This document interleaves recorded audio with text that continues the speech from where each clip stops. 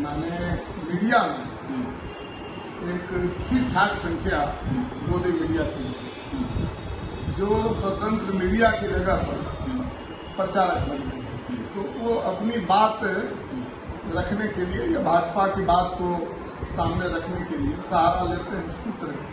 तो कोई भी आदमी पूछेगा भाई क्या सूत्र, आपने हमसे पूछा किन्हीं के विषय में कि उन्होंने ऐसा किया, आपको क्या करना, लेकिन आप बोलिएगा कि सूत्र के द्वारा है, किसी को भी लगेगा तो भाई ये सूत्र क्या है, आप सूत्र के नाम पर अखबार में निकालते हैं, ठीक है क्या मैंने हम लोगों की दावेदारी तो 243 इस बार 243 सीट मजबूती के साथ लड़ना है पूरे महागठबंधन को, इंडिया गठबंधन को, जिसमें भाजपा में।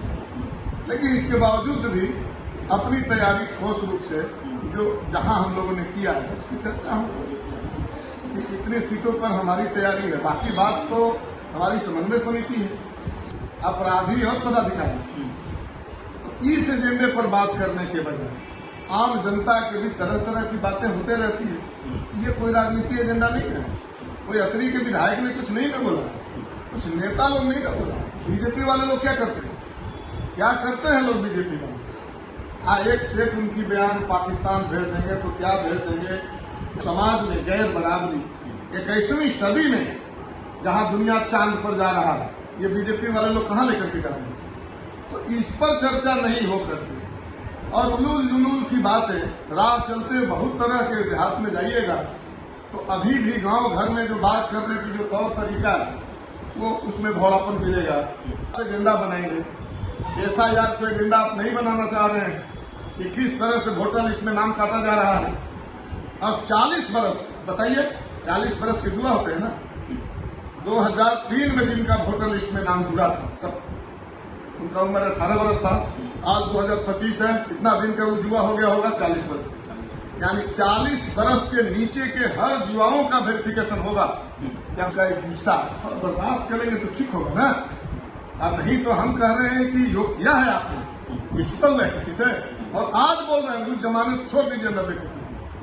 90 के बाद जीतन मांझी ने मुख्यमंत्री बने थे, मुख्यमंत्री से बड़ा कौन होता है एक नाते, और वो मंदिर में पूजा करने गए थे तो मंदिर धोया गया, हम बोले थे कि वही बोले। जीविका, ममता, आंगनबाड़ी, इन तमाम महिलाओं से जो गुलामी कराया जा रहा है कि सम्मानजनक मजदूरी 18,000 रुपया महीना हो, तो ये चीज तो करना नहीं है। 20 बरस के बाद, बहुत मशक्कत के बाद 1100 रुपया होता है। क्यों 1100 रुपया? हम लोग तो कह रहे हैं कि 3,000 होना चाहिए। आपके ही पार्टी के विधायक लोग आवाज उठाए थे, बिल्कुल उठाए थे, आप लोग हाँ बिल्कुल, हमने तो कहा कि 3,000 होना चाहिए वृद्धा पेंशन, विधवा पेंशन। और हमारी गठबंधन ने कहा है कि हम तो सरकार बनाएंगे तो शुरुआतें करेंगे 1500 से, और जैसे जैसे महंगाई बढ़ेगी इसको हम बढ़ाते जाएंगे। नमस्कार, मैं मनीष और आप देख रहे हैं बिहार न्यूज लाइव। महागठबंधन कल प्रेस कॉन्फ्रेंस आयोजित की। इस दौरान जब पत्रकार ने तेजस्वी यादव से सवाल किया तो तेजस्वी यादव बमक गए। उन्होंने पूछा कि क्या सूत्र है आप? इस सूत्र को मैं मूत्र समझता हूं। इसके बाद बिहार की राजनीति गर्म हो गई। विपक्ष के लोग जो है सवाल खड़ा कर रहे हैं, कह रहे हैं कि ये संस्कार दिखाता है तेजस्वी यादव का, जिस तरीके का बयान दिए हैं ये काफी दुर्भाग्यपूर्ण है। इसी मुद्दे पे बात करेंगे। हमारे साथ मौजूद है भाकपा माले के विधायक रामबली सिंह यादव। सर, कैसे देख रहे हैं कल प्रेस कॉन्फ्रेंस के दौरान जब पत्रकार ने सवाल किया तो उन्होंने कहा सूत्र को मैं मूत्र समझता हूँ, कैसे देख रहे हैं इस बयान को? देखिए, मैं भी उस बयान को देखा हूँ। गुस्सा तो स्वाभाविक है। सवाल है कि आपके पास कोई भी बात करने के लिए कोई माध्यम हो, तो हम जान ही रहे हैं कि माने मीडिया में एक ठीक ठाक संख्या मोदी मीडिया की जो स्वतंत्र मीडिया की जगह पर प्रचारक बन गए, तो वो अपनी बात रखने के लिए या भाजपा की बात को सामने रखने के लिए सहारा लेते हैं सूत्र। तो कोई भी आदमी पूछेगा भाई क्या सूत्र, आपने हमसे पूछा किन्हीं के विषय में कि उन्होंने ऐसा किया, आपको क्या करना, लेकिन आप बोलिएगा कि सूत्र के द्वारा है, किसी को भी लगेगा तो भाई ये सूत्र क्या है, आप सूत्र के नाम पर अखबार में निकालते हैं, ठीक है। लेकिन अगर बहुत बात बोला जाए सर, तो लगातार तेजस्वी यादव अखबार वालों पर, मीडिया पे आक्रोशित हैं, गुस्से में हैं। नहीं, सवाल वो नहीं है, वो सूत्र जो शब्द है, वो सूत्र शब्द किसी से पूछना नहीं है। आप सूत्र का मतलब है कि आपकी बात है, तो आप खुद बोलिए ना भाई कि मैं पूछ रहा हूँ ये सवाल, फिर सूत्र की चर्चा आप क्यों करें? तो स्वाभाविक है, और वहां पर तो मैं था नहीं। दूसरा चीज है कि अब उनसे आप बात कर ले गए, उन्हीं से पूछ लेना चाहिए था कि क्यों गुस्सा नहीं। इसकी जवाब हम कैसे देंगे? लेकिन अगर बात की जाए सर, तो अभी वर्तमान में चर्चाएं चल रही है सीटों को लेकर के, तो उसमें ये कहा जा रहा है कि 40 सीट जो है भाकपा माले जो है उसकी दावेदारी पेश की है, मांग भी की है। क्या मैंने हम लोगों की दावेदारी तो 243 की, इस बार 243 सीट मजबूती के साथ लड़ना है पूरे महागठबंधन को, इंडिया गठबंधन को, जिसमें भाकपा मिलता है। लेकिन इसके बावजूद भी अपनी तैयारी ठोस रूप से जो जहां हम लोगों ने किया है उसकी चर्चा हम कि इतने सीटों पर हमारी तैयारी है। बाकी बात तो हमारी समन्वय समिति है, समन्वय समिति में लोग बता रहे हैं कि भाई अपने लिए हम इतने सीटों पर तैयारी करें, दूसरे दल वाले भी बता रहे हैं, लेकिन होना तो वही है जो समन्वय समिति फाइनल करेगी। लेकिन अगर बात की जाए सर, तो 9 जुलाई की बात है, प्रदर्शन हो रहा था, अतरी के विधायक रंजीत यादव के सामने जो है कुछ समर्थक, कुछ कार्यकर्ता जो है नारा लगाते हैं भूराबाद साहब। वहीं दरभंगा में एक मामला आया जहां एम्बुलेंस को रास्ता न दिया जा रहा था, और उस दौरान वहां के स्थानीय नेता जो है, जिला उपाध्यक्ष, उन्होंने कहा कि 1990 वाला दौर आएगा तो बांस कर देंगे। इस तरीके का आपत्तिजनक शब्दों का इस्तेमाल अब देखिए, कैसे देख रहे हैं? स्वाभाविक है ना, यही सब बातों पर कोई नेता हो वो स्वाभाविक है कि गुस्सा आता है। भाई बिहार में इतना अपराध हो रहा है, वीवीआईपी इलाकों में, गांधी मैदान में गोपाल खेमका की हत्या हो गई।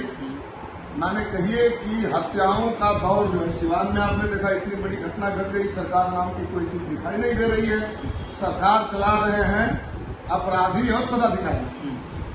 तो इस एजेंडे पर बात करने के बजाय आम जनता के भी तरह तरह की बातें होते रहती है। ये कोई राजनीति एजेंडा नहीं है, कोई अतरी के विधायक ने कुछ नहीं ना बोला, कुछ नेता लोग नहीं ना बोला। बीजेपी वाले लोग क्या करते हैं, क्या करते हैं लोग बीजेपी वाले? हाँ, एक से एक उनकी बयान पाकिस्तान भेज देंगे तो क्या भेज देंगे हैं? या अभी जो SIR हो रहा है, ये एक बड़ा सवाल है। जिस सवाल पर अगर कोई बात ना हो है और लोगों की वोटर लिस्ट से नाम कर दे, तो हम कह रहे हैं कि भाई आम जनता के साथ साथ हम एक जिम्मेवार आदमी है, मीडिया एक जिम्मेवार आदमी है, लोकतंत्र के चौथा स्तंभ है, उनको भी इन एजेंडों पर फोकस करना चाहिए। क्योंकि जो पत्रकारिता के जगत में है, क्या उनको वोटर लिस्ट का SIR नहीं करवाना है? क्या उनके पास, उनके माँ बाप के पास सारे कागजात मौजूद हैं? ये तो नहीं है। तो एजेंडा तो ये होना चाहिए। अब ऐसी स्थिति में किसी मंच पर कोई बात अगर किसी ने बोला है आम जनता की, किसी को मुंह तो नहीं ना रोकते।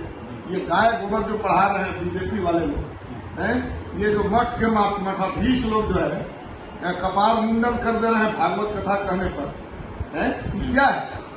मंदिर धो रहे हैं लोग। जीतनराम मांझी मुख्यमंत्री थे, मंदिर धोए कौन लोग था इसको जस्टिफाई किया? हम कह रहे हैं कि श्री कृष्ण जी को किस रूप में जाना जाता है? जदों से। और कुरुक्षेत्र के मैदान में जो उपदेश दिया उसी का नाम भागवत है, उसी का नाम गीता है, उसी का पाठ। जादव जी ने उपदेश दिया, आए तो जादव भागवत कथा कर रहा था, कपाल छील दिया गया।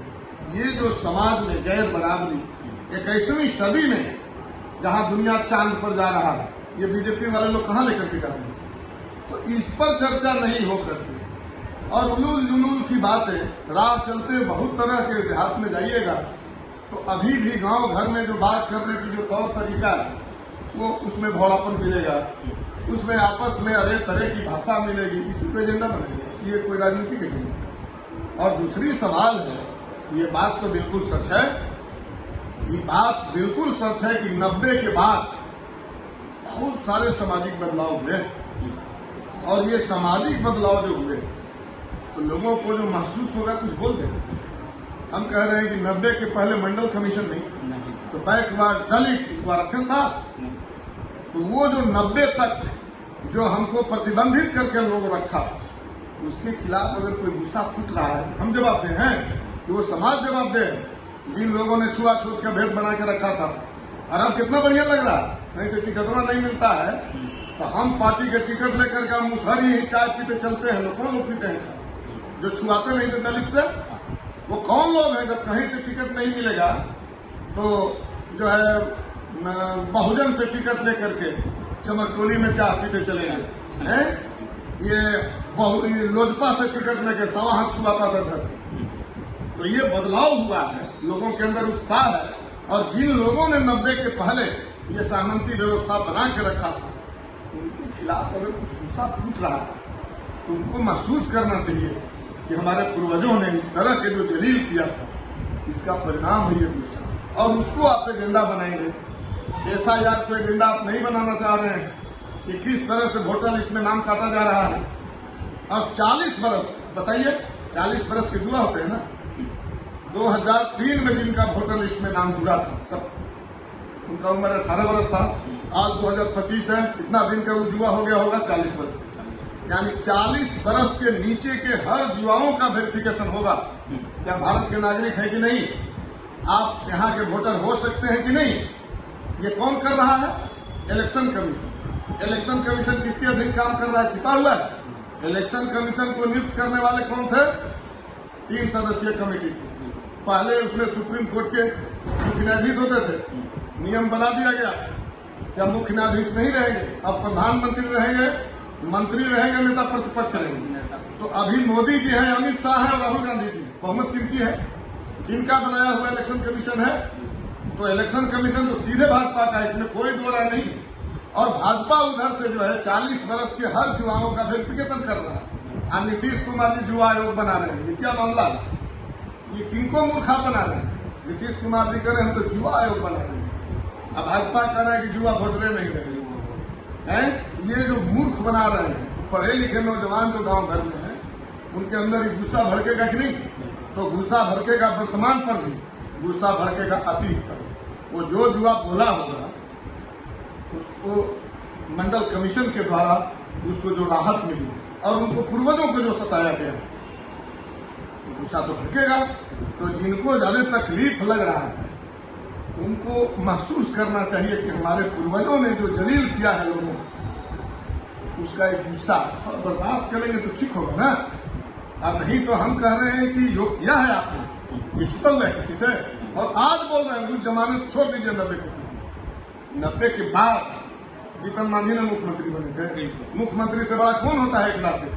और वो मंदिर में पूजा करने गए थे तो मंदिर धोया गया, हम बोले थे कि वही बोले। इटावा की घटना भागवत कहने पर माथा छील दिया गया, गुस्सा भड़केगा कि नहीं भड़केगा?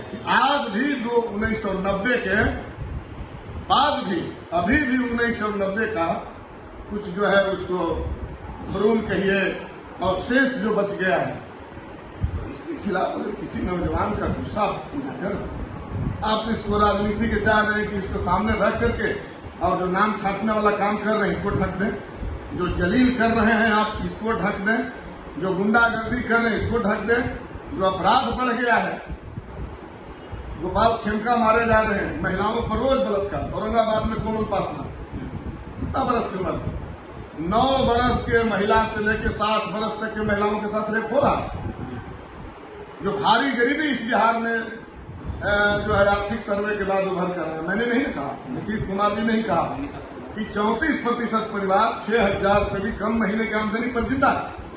और जब उनके लिए लगातार हम लोग बोल रहे हैं कि वृद्धा पेंशन बढ़ाना चाहिए, ये 400 रुपया 20 साल से, उनको महिलाओं को सम्मान मिलना चाहिए जैसे झारखंड में मिल रहा है 2500 रुपया, पूरा बिजली बिल माफ हो जाना चाहिए, 200 में बिजली फ्री होना चाहिए, आशा, रसोईया, जीविका, ममता, आंगनबाड़ी, इन तमाम महिलाओं से जो गुलामी कराया जा रहा है कि सम्मानजनक मजदूरी 18,000 रुपया महीना हो, तो ये चीज तो करना नहीं है। 20 बरस के बाद, बहुत मशक्कत के बाद 1100 रुपया होता है। क्यों 1100?